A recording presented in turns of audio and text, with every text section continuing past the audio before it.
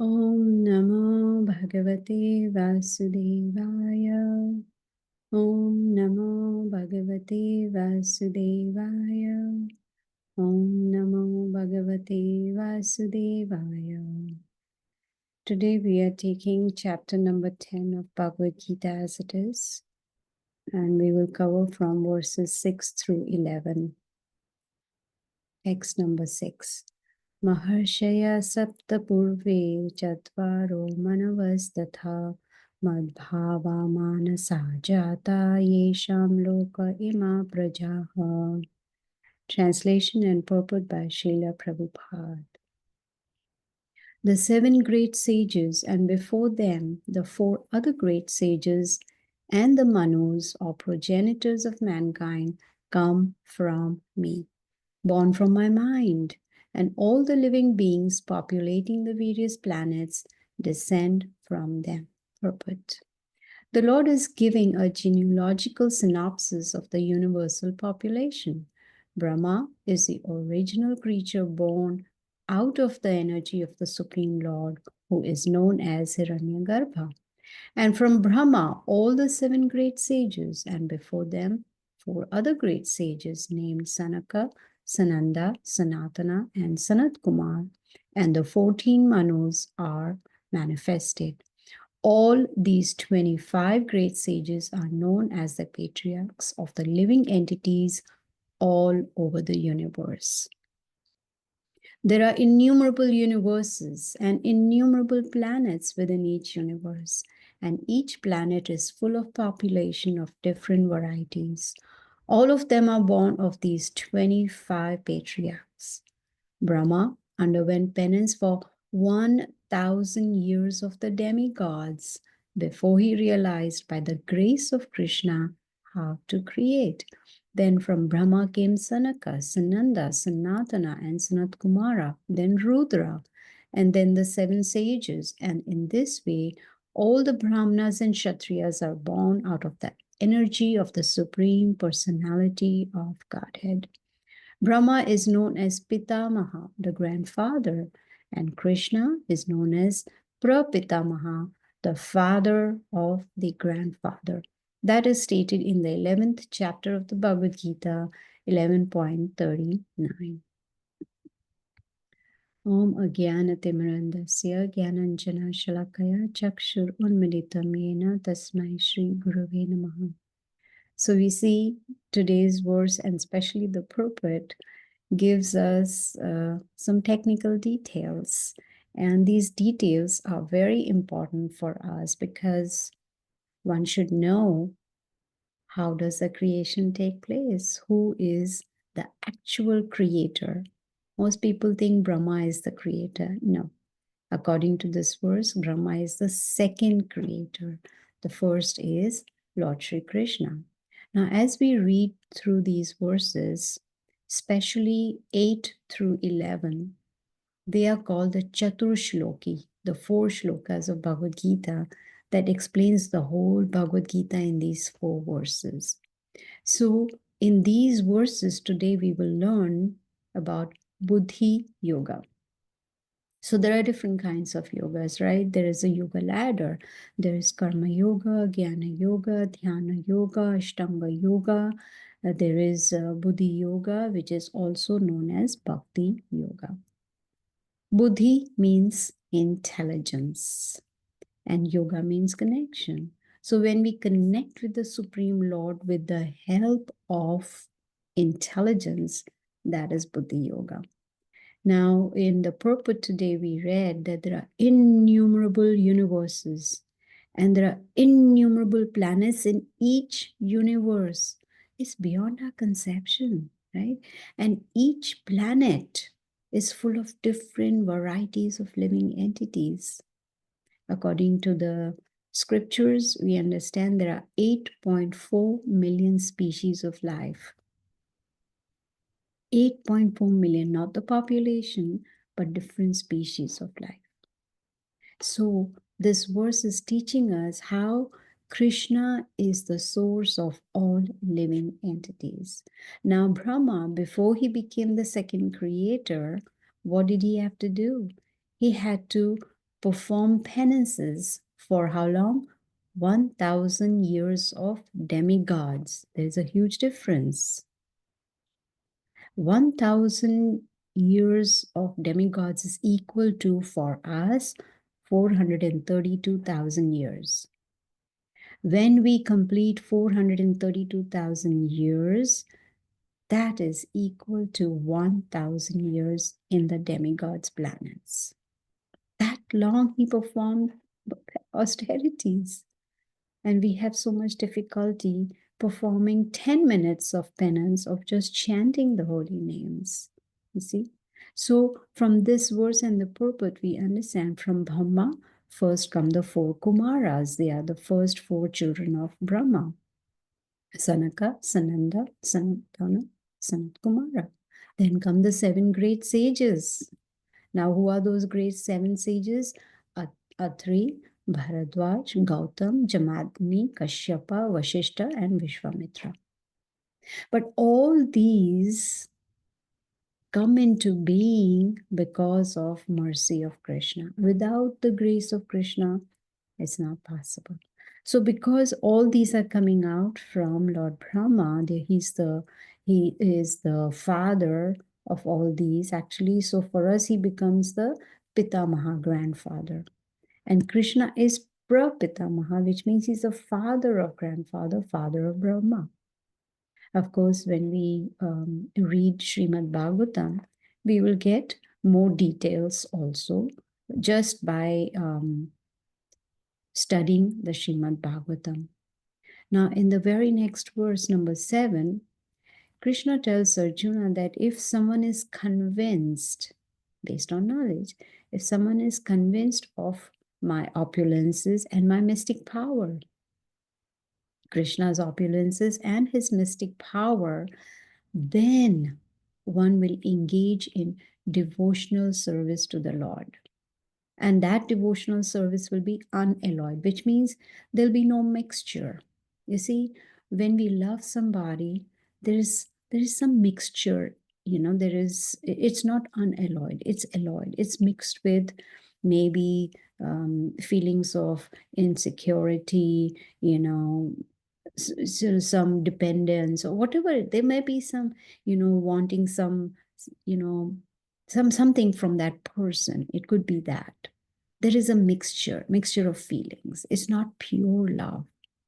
Pure love is possible only for Krishna, the Supreme Lord.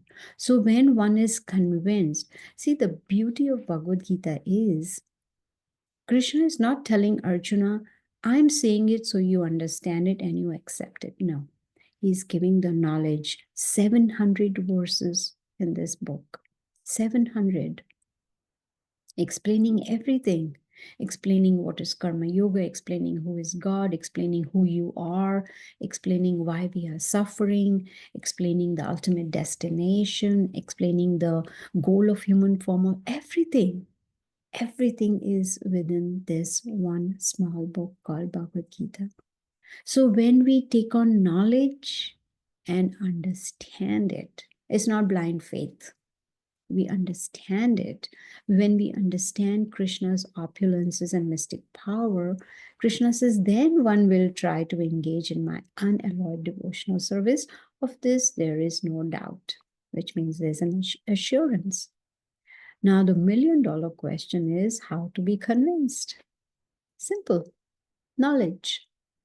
Everything should be based on knowledge. But to understand the knowledge, there has to be basic faith. What is that basic faith? That there is one God. We are not God. It's very important to understand. Have that basic faith that Bhagavad Gita is spoken by God, the Supreme Lord Krishna. And the Vedas give us so many references on who is God. In fact, in the dictionary, God, the meaning of God is singular, one person. It's not many gods, no. God means there's no one equal to him and there's no one above him. In the Bhagavad Gita, chapter 15, we will learn, Krishna says, Sarvasya chaham hridi sanivishto matah smritir jnanam apohanam cha. Vedascha sarver aham eva vedayo, Vedanta krit vedavid eva chaham. What does that mean?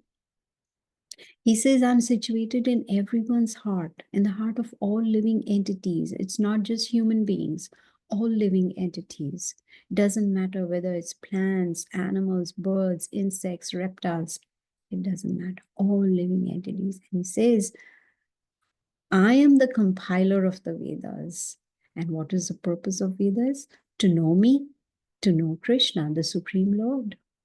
And he says, I'm in the heart, and from me comes remembrance, knowledge, and forgetfulness. So basically, he's giving us a freedom of choice. We choose out of these three options.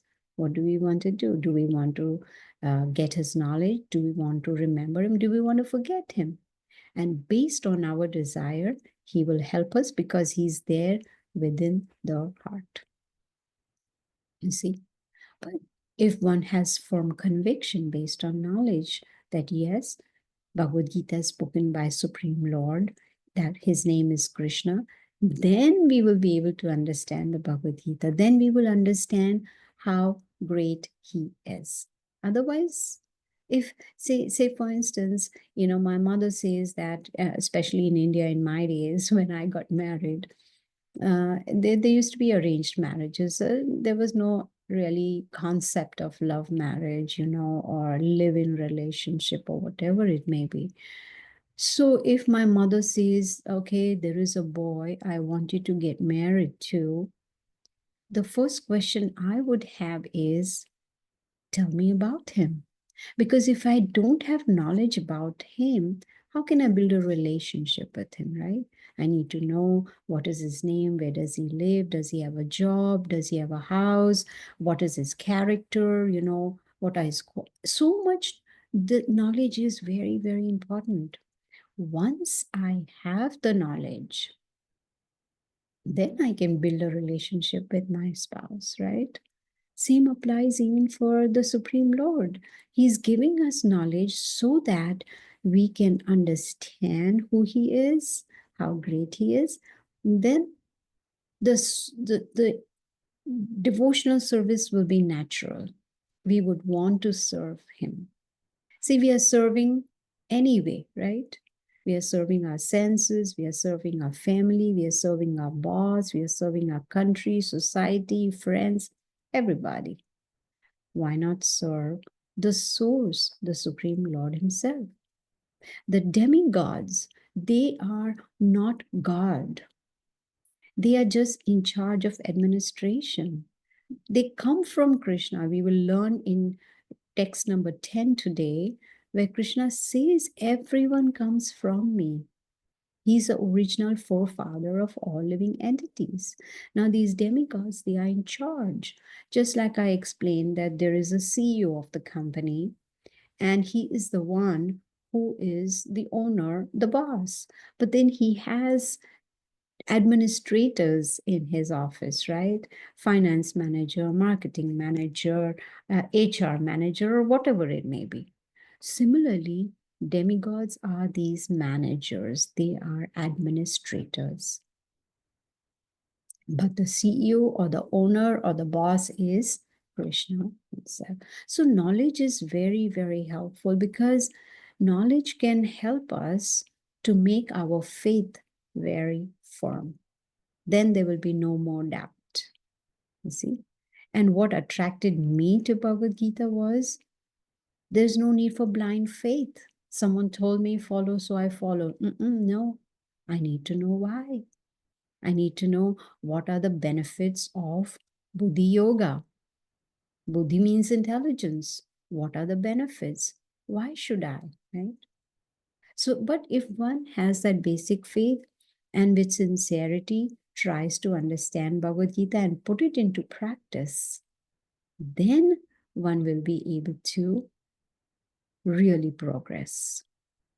So the very next verse, I mentioned text number 10, but no, it is text number 8 of this chapter 10, chapter 10, verse 8, where Krishna says, Aham sarvasya prabhava mataha sarvam pravartate iti matva bhajante.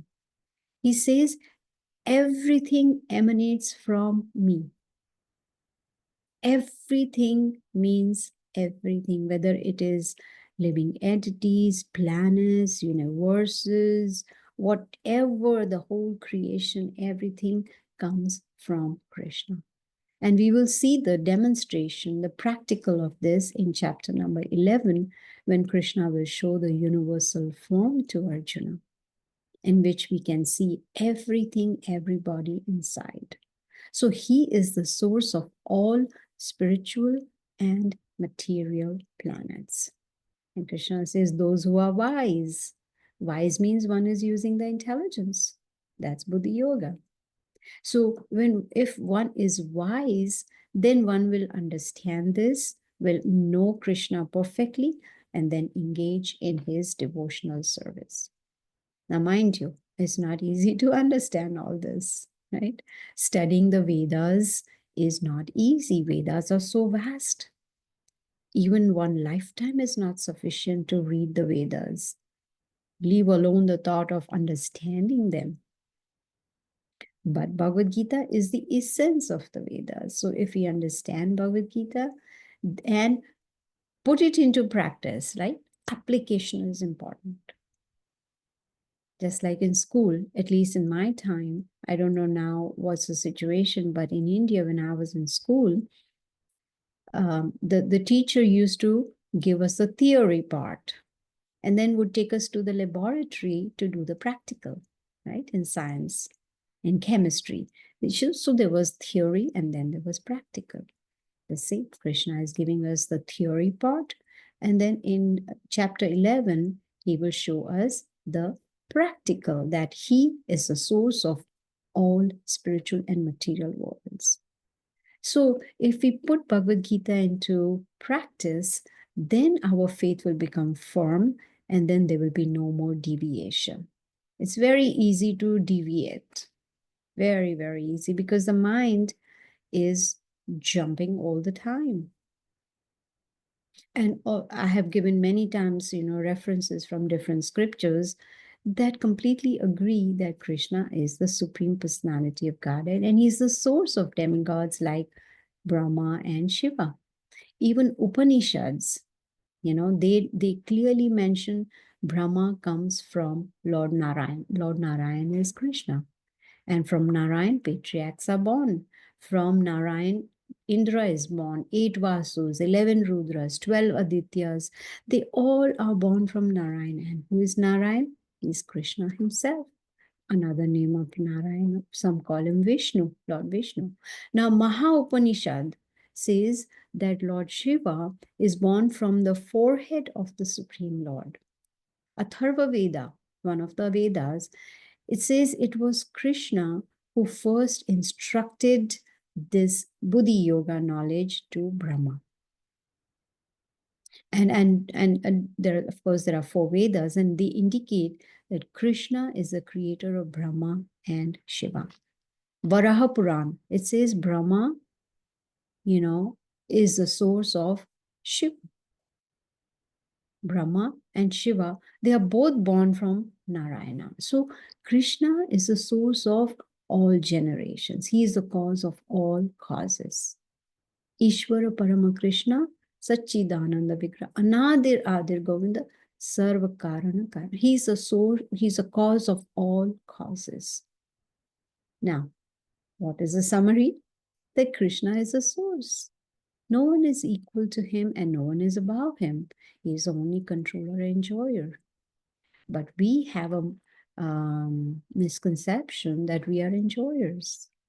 We think that we are enjoyers, but we are not. We are servant of our senses. We are servant of our mind. We are servant of our intelligence. You see? But if we understand the Bhagavad Gita very, very, very perfectly, you can say, and put it into practice, and then follow it with determination and firmness, then we will be able to really become self-realized. Otherwise, there is no possibility of that at all. No possibility at all. You see? So, in the very next verse, Krishna tells Arjuna mat chitta mat gana. That my devotees, they are always thinking of me. The whole life is devoted to me. And what is the result of that? They get great satisfaction. They get great bliss. Who doesn't want to be satisfied? Who doesn't want to be blissful all the time? We all do. But we don't know what's the formula. And in this chapter 10, verse number 9, Krishna gives us the formula. He says that if one engages in my devotional service, if one is thinking of me, now the question is how to think of Krishna. Very simple. Mantra meditation. When we chant the holy names, Hare Krishna, Krishna Krishna, Hare Hare, Hare Ram, Ram Ram, Hare Hare. When we do that, we are thinking of Krishna. And then when we do mantra meditation on a daily basis, put Bhagavad Gita into practice, then automatically our lives become devoted to Him. And that is what is going to give us great satisfaction and bliss. And what do the devotees of the Lord do? They enlighten each other. They converse about Krishna. And that's what we are doing on Sundays, right? We talk about Krishna. We talk about Bhagavad Gita. We discuss the Bhagavad Gita, which is about Krishna by Krishna. And this is how one becomes self-realized. So this particular verse, number 9, is actually giving us the characteristics of a pure devotee. What does a pure devotee do? Is engaged in serving Krishna. How? With body, mind, and words. If you remember last Sunday, I was talking about BMW and I forgot the W. And I remembered afterwards. B for body, M for mind, W for words. And this we will learn in chapter 17 also, the austerity of body, mind, and words. Words mean speech. So if one engages one's body, mind, and words, all the senses in hearing about the Lord, in talking about the Lord, in following the instructions given in the Bhagavad Gita, talking about his pastimes that are mentioned in Srimad Bhagavatam, then there is going to be great satisfaction and bliss. It's as simple as that. Then what will happen? The mind will get engaged. See, the problem is the mind is very fickle. It keeps jumping. Imagine how many desires we have in a day. Thousands of desires. And they all take place in the mind. So mind needs proper engagement. And that is why in every class, I emphasize on mantra meditation. Man means mind. Tra means to free the mind. Free the mind of what? All anxieties, all the disturbances, all the confusion. So mantra helps us to remove the anxieties. And because we are chanting the holy names, it is also considered meditation. We learned in chapter 6 of the Bhagavad Gita that in this age that we are in Kali Yuga, it is not possible to do dhyana yoga. Go to the forest, sit erect with half eyes open, half closed, concentrate on the tip of the nose, and try to control. No, it's not possible.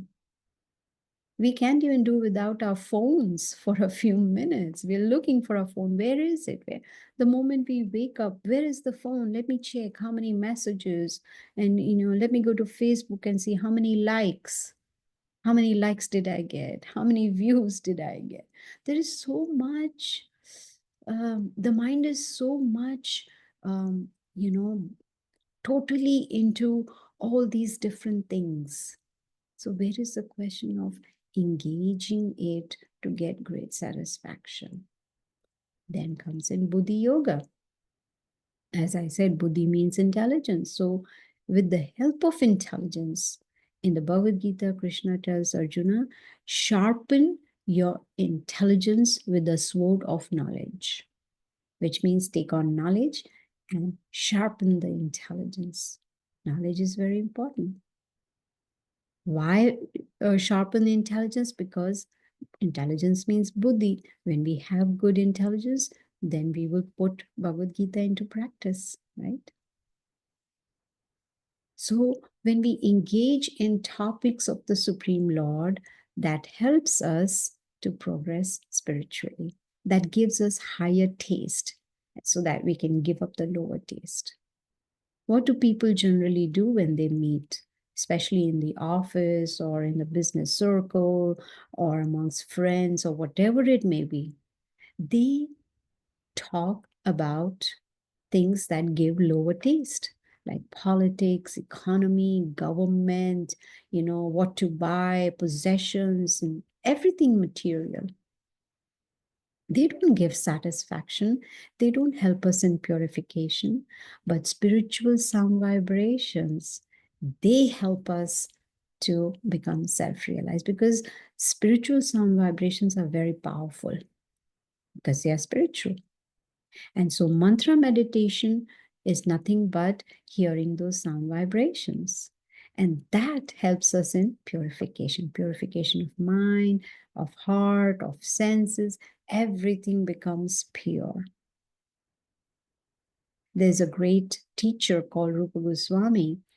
He talks about the procedure that we need to follow.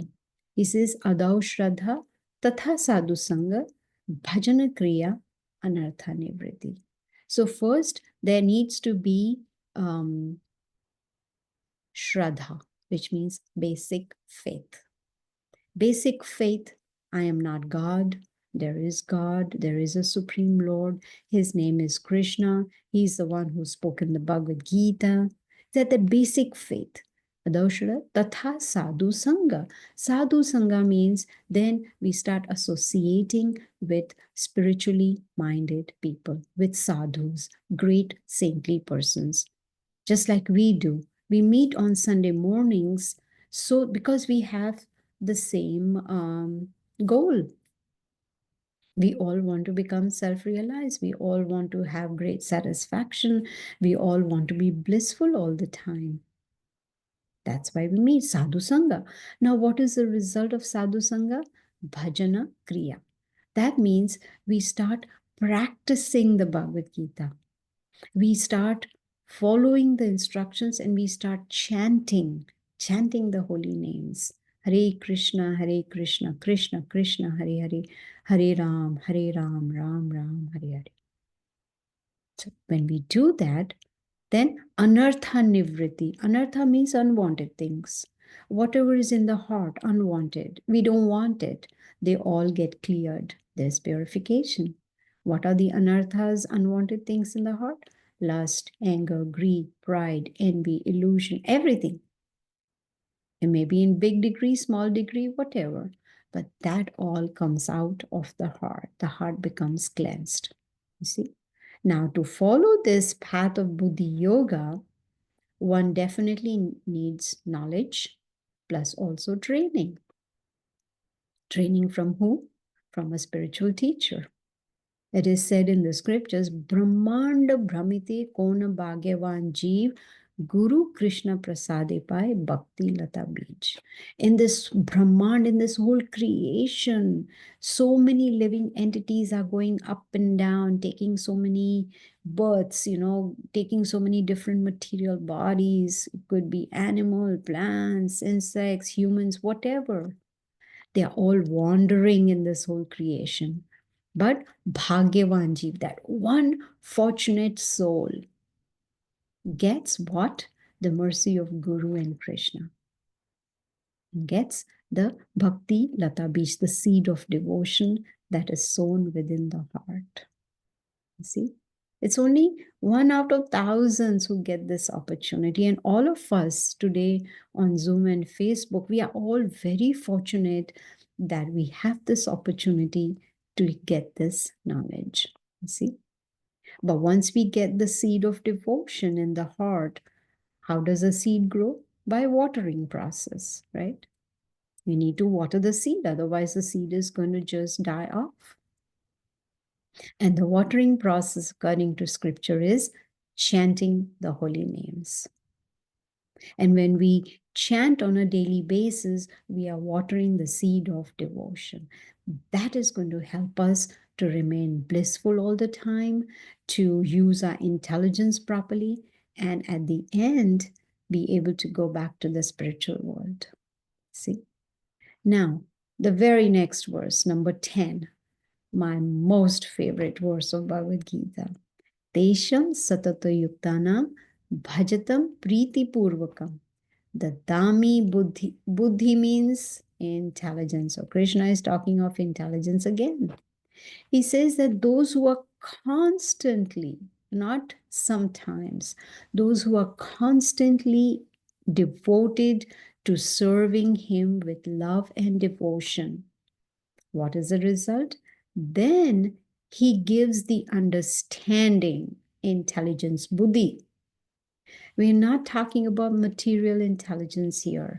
We're not talking about academic pursuits, academic, whatever we may have achieved academically. No, he's not talking about material intelligence.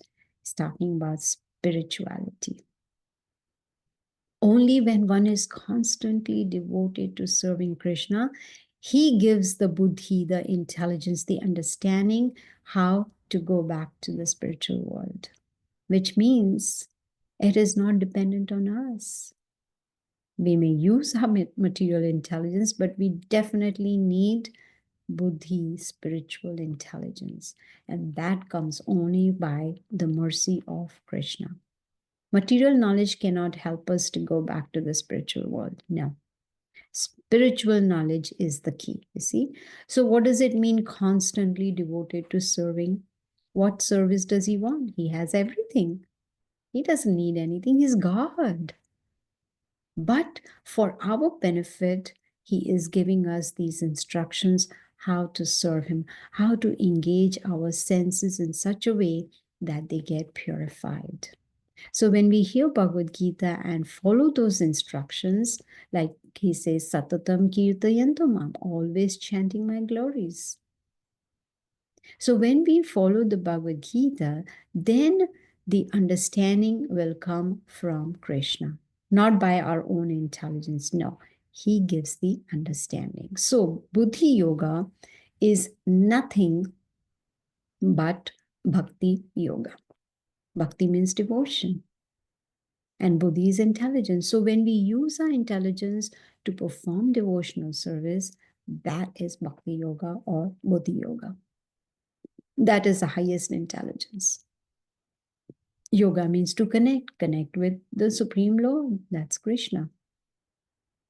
So when one becomes fully conscious of Krishna, that is when one will be qualified to go back to the spiritual world. And Buddhi Yoga helps one to break the cycle of birth and death that we have been going through for many, many lifetimes. Many, many lifetimes. So when we associate with spiritually minded people, when we take a bona fide spiritual teacher, then we get the training on what should be the goal of life and how to set the goal and how to achieve that goal. Not live randomly, just eat, sleep, and be merry. No, that's not what human life is for. Human life is meant for self-realization. You see, in chapter 3 and 5 of Bhagavad Gita, we learned about Karma Yoga. And in Karma Yoga, Krishna explained what is akarma. Akarma is nothing but Buddhi Yoga. Give up, do your prescribed duty, but give up enjoying the fruits of your activities. Offer the fruits of our activities to the Lord. That is Buddhi Yoga. You see?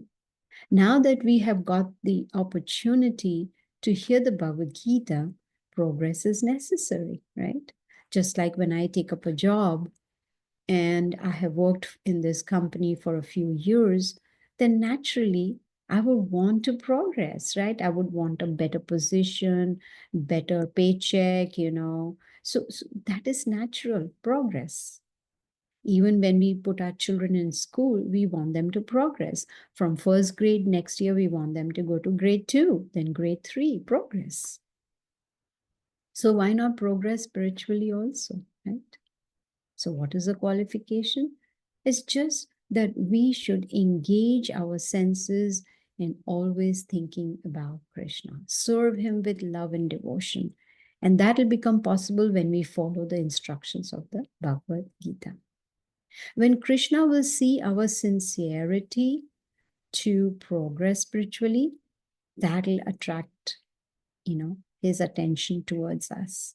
Then he'll help us to make progress, right? So Buddhi Yoga is nothing but devotional service, and that is the highest perfection of life. See? Now the last verse for today is number 11. Krishna tells Arjuna to show special mercy. Now there is special mercy. Not just mercy, but special mercy. He says, I do in dwelling in the hearts of all living entities. We have heard Krishna is situated in the heart of all living entities as the super soul, the Paramatma. So he says, I am there in the heart, and as a special mercy, I will destroy the ignorance. Whatever ignorance may be in our hearts, he will destroy it with what? Shining lamp of knowledge. Again, knowledge. It's not blind faith. So once he removes the darkness, the ignorance, then there's going to be, it's like I am in a dark room and the sun is out, but because I'm in the dark room, I cannot experience the sun or the sunshine. Whose problem is it? My problem, because I'm not coming out of the room.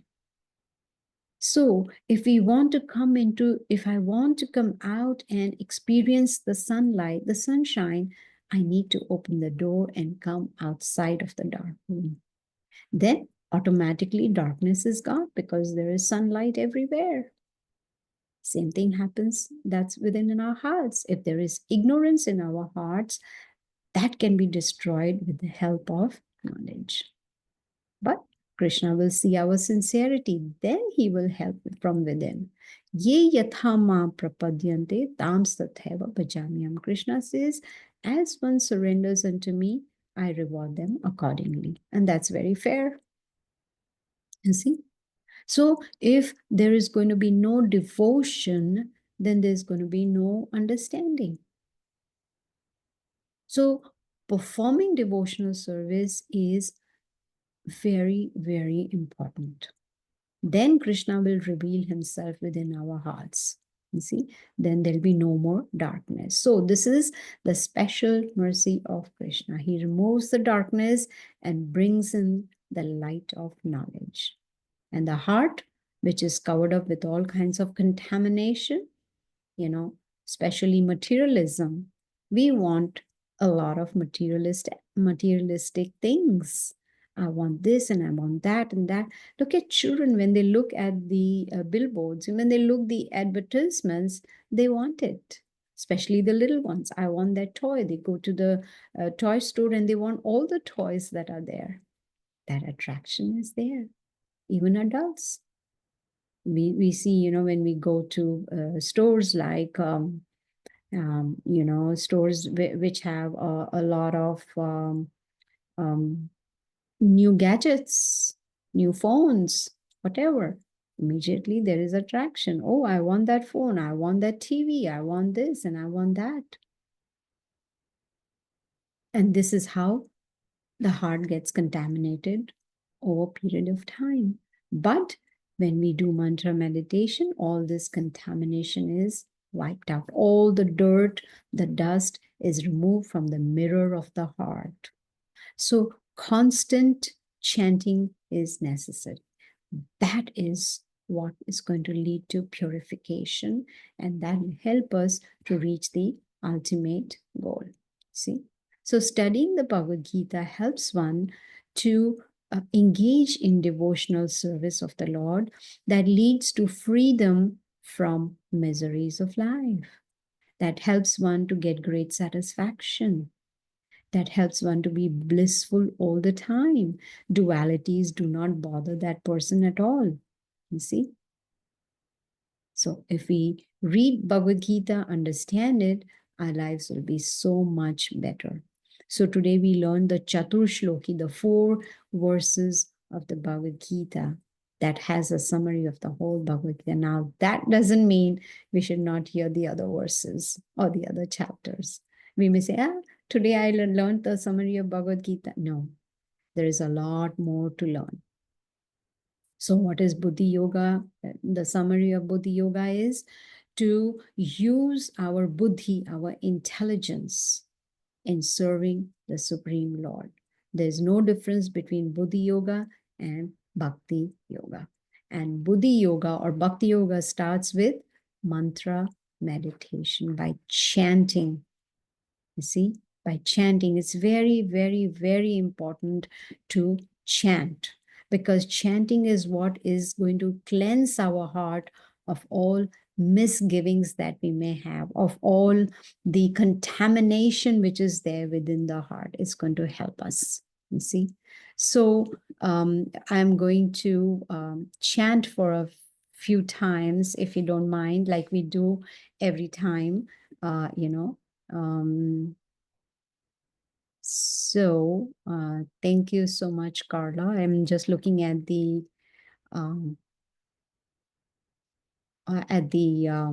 chat now. I was so busy speaking that I didn't see.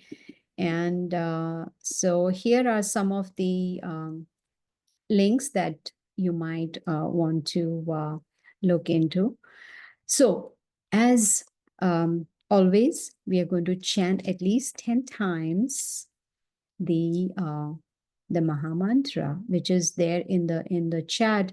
The very last portion at the bottom is the Maha Mantra. So please chant with me. Just 10 times. That's it.